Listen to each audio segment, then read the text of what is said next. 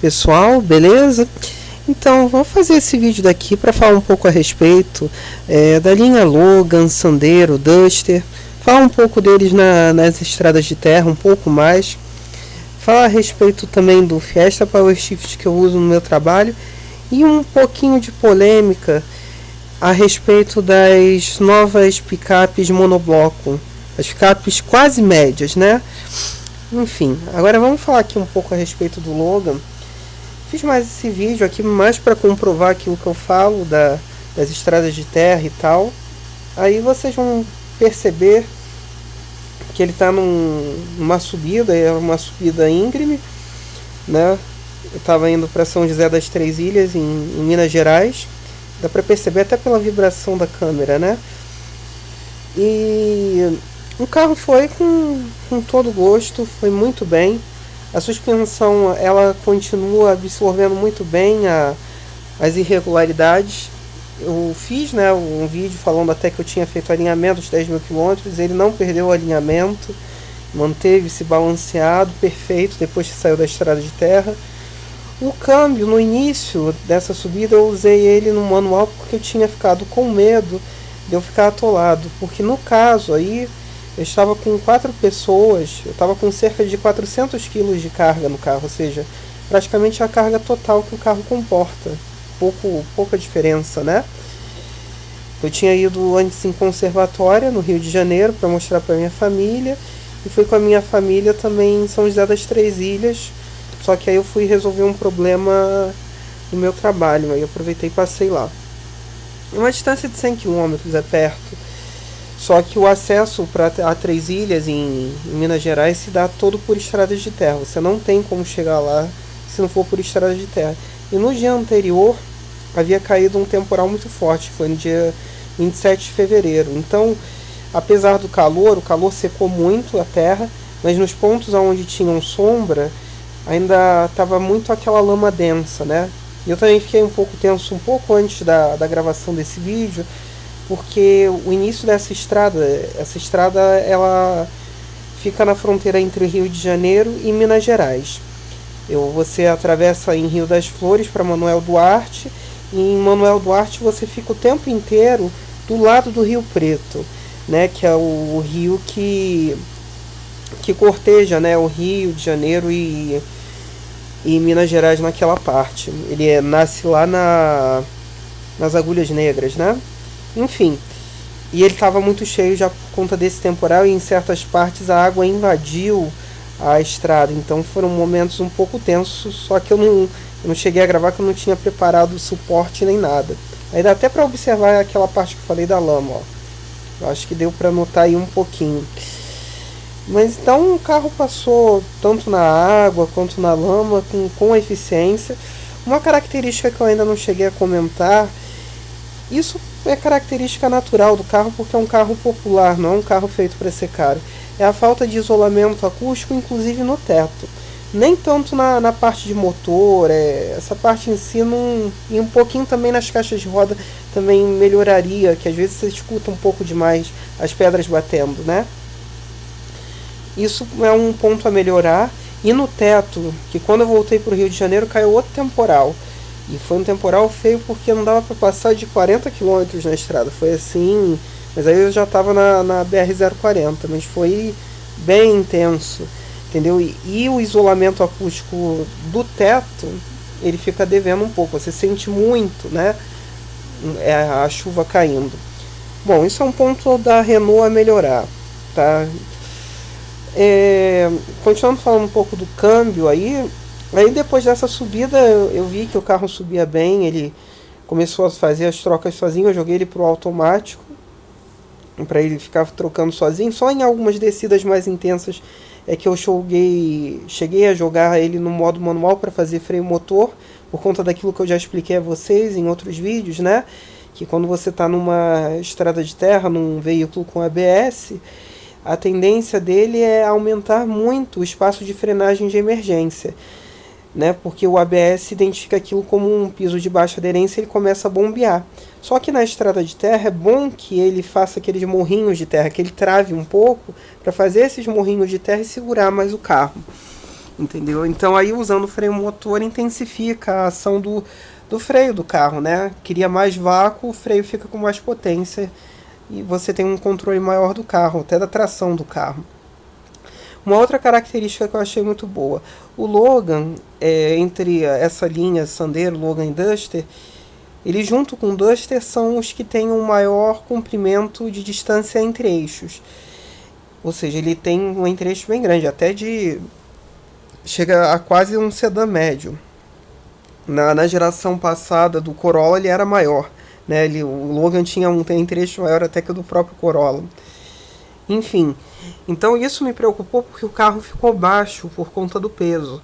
E eu pensava que eu ia arrastar muito o carro na hora das subidas, né, das valetas aí na estrada de terra, mas isso não aconteceu. Isso realmente aí é que você consegue perceber como a altura dele, natural dele, ajuda, né? E ele não arrastou de jeito nenhum. No Sandero, se fosse um Sandero, menos ainda porque o entre-eixos é mais curto, então a probabilidade de arrastar ia ser menor, né? Arrastar o meio do carro. O Duster é impossível, né? Que é um carro bem mais alto.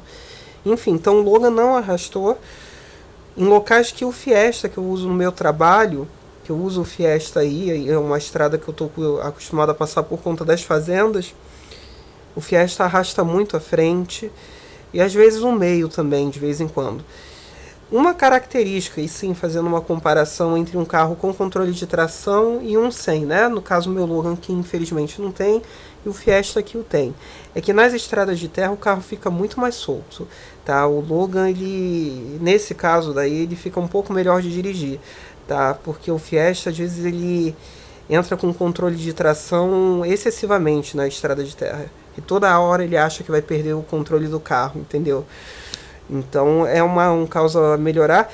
E um outro detalhe, assim, comparando o Logan versus o Fiesta, é que eu percebo que a suspensão do Logan ela é muito mais robusta. Realmente ela é muito mais robusta.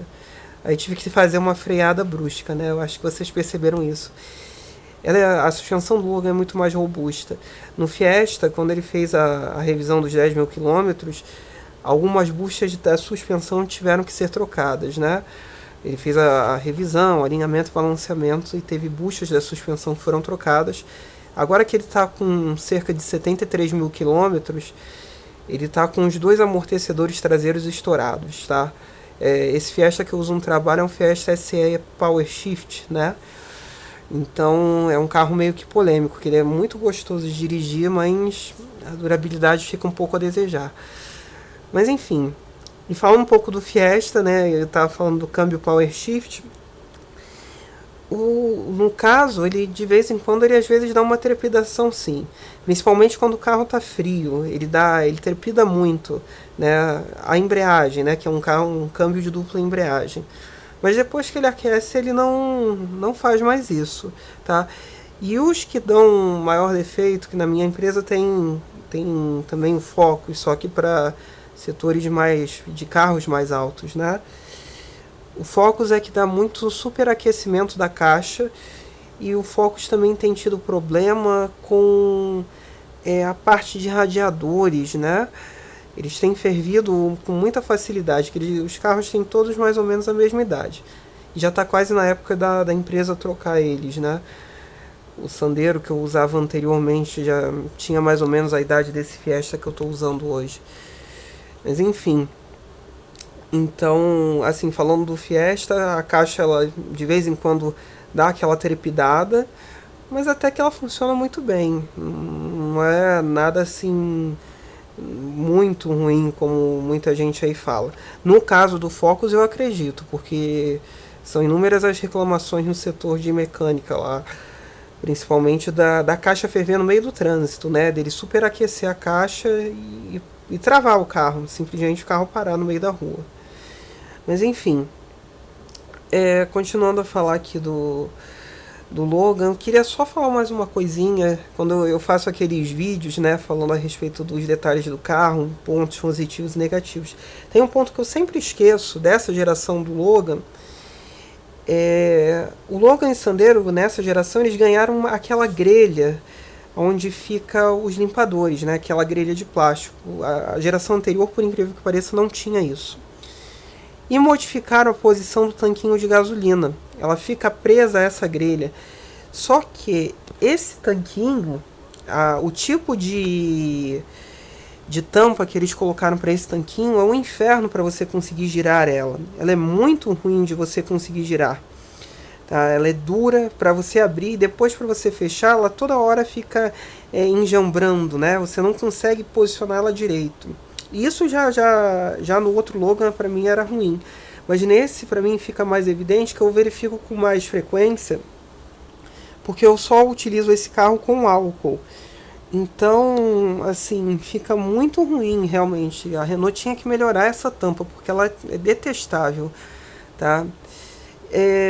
Uma outra coisa que eu ia falar para vocês é a respeito do consumo. Aí, forçando muito o carro aí nessas subidas e tudo, eu consegui fazer cerca de 9 km por litro de álcool. E depois, na volta para o Rio de Janeiro, eu fiz 12 km por litro de álcool a 110 km por hora. Sendo que no início da viagem, assim, os primeiros 50 km foi com um temporal muito forte. Eu tive que manter a velocidade aí por volta dos 40, 50 km, que a visibilidade era nula, a estrada parecia até um rio. Enfim, agora só para fazer um último comentário, que eu estava assistindo alguns vídeos aí, muita gente falando da Toro e da Aroc, essas novas picapes, né, esse novo conceito de picape aqui para o Brasil, que isso já existe há muitos anos no exterior, tá? Eu me lembro daquelas Explorer Sport Track, tem uma Honda também, agora que eu não me recordo o nome dela direito. São picapes nesse conceito, né, do conceito de monobloco, é como um carro. Eu acredito que elas devam ser muito mais seguras em crash tests e tudo mais. Só que uma coisa que eu não gostei muito foi de elas serem com tração dianteira. Nas picapes pequenas eu acredito ser aceitável, até pelo peso delas e tal, e de não ser um entre-eixos tão longo. Na Aroc eu acredito que tanto o 2.0 ele vai até bem, tá? Não vou negar, eu acredito que vai muito bem, que a Aroc é até leve. Mas a Toro com aquele motor 1.8 e-torque, aquilo me dá uma sensação de que não vai dar muito certo. Daqui a algum tempo vai ter muita gente reclamando. Inclusive que a Toro vai ter uma quantidade de vendas muito grande, muito maior do que a da Aroc, tá? Porque a Fiat tem uma força muito grande no interior do país. Até pela quantidade de concessionárias que é muito maior que a da Renault. Então, fora os problemas já típicos do e-torque, né, de vazamentos de óleo e tal, eu acredito que aquele motor ele é muito subdimensionado para aquela picape, porque são quase 1.700 quilos, tá, que ela puxa, isso com a tração dianteira, tá? Eu vi num vídeo o cara tentando tirar ela de um lamaçal, né? Uma subida que nem essa que o Logan fez aí com facilidade, ela travando, não conseguindo isso com uma pessoa. Você imagina um carro daqueles com 2, 3 pessoas, uma utilização normal e carga, numa subida numa estrada de terra. Isso vai ser uma coisa muito complicada, entendeu? Ainda mais, tudo bem que o controle de tração pode ter influenciado ele ter ficado travado? Pode. Mas eu acredito também que o motor não deixa ela ter força para conseguir sair do lugar.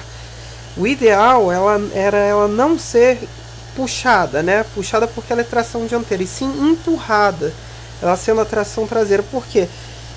Ela, com a tração traseira, ela consegue segurar, ter melhor aderência nos pneus para conseguir se deslocar. Isso eu digo também para a Aroc, tá? Isso é válido também para a Aroc. Mas na Aroc, para mim, isso fica mais fácil porque ela tem mais torque. Como que eu posso dizer isso para vocês?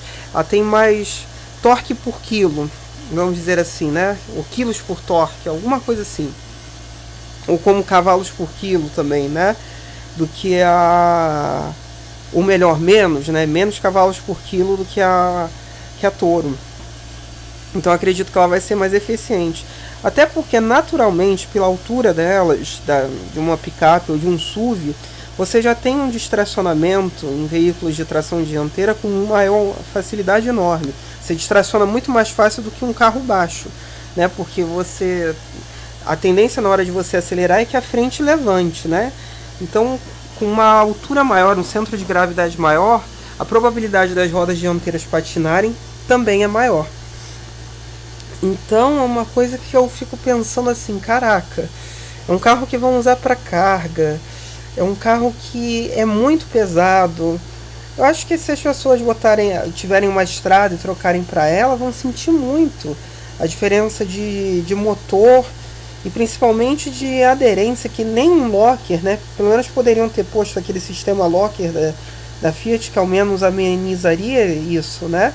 Mas nem isso eles colocaram. Então, eu acho que a Toro vai dar aí alguns problemas para os donos, né, nessa questão. Só se for a 4x4 mesmo para andar em estradas de terra mais intensas e até mesmo num dia de chuva, uma ladeira mais empinada, como em São Paulo, em Belo Horizonte, porque você vai ficar patinando com o carro e o carro não consegue sair do lugar por conta do peso. Enfim, fica de cada um. Eu não sou hater, eu realmente sou neutro em marcas, né? Mas tem gente que é aquele fanboy enlouquecido, defende o produto de uma forma louca e não vê certos detalhes.